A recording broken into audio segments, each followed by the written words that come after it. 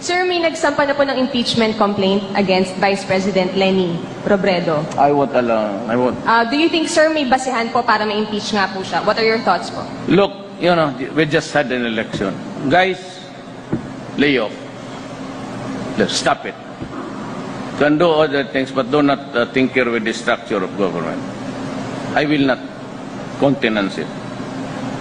Elected yung tao. So, why do you have to sit just because he keeps on harping on me? Yeah, this is a democracy. It's freedom of speech. Wala naman, there is no or there are no overt acts. Kakatapos lang ng eleksyon, okay mo, sirayan bayan. Dahil mo ako, baka hindi na ako magising bukas sa bangungot, okay na. Siya naman, pero you create trouble na po. Maganda na nga ang buhay, kakatapos lang ng eleksyon.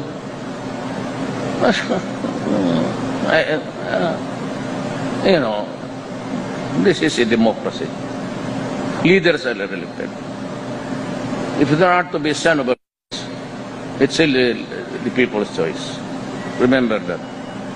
Sir, may nagsampa na po ng impeachment complaint against Vice President Leni Robredo. I won't allow. I won't. Do you think, sir, may basehan po para ma-impeach nga po siya? What are your thoughts po? Look, we just had an election. Guys, lay off.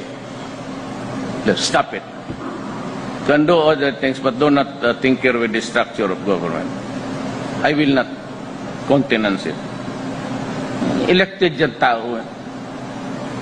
So, why do you have to sit just because he keeps on harping on me?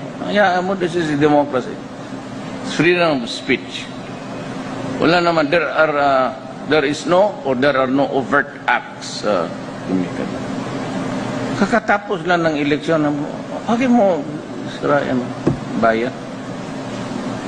Dahil mo ako, baka hindi na ako magising bukas sa bangungot, okay na. Siya naman, pero you create trouble na po.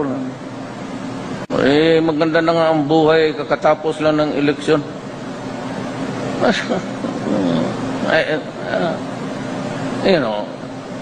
This is a democracy. Leaders are elected. If there are to be son of a it's still the people's choice. Remember that.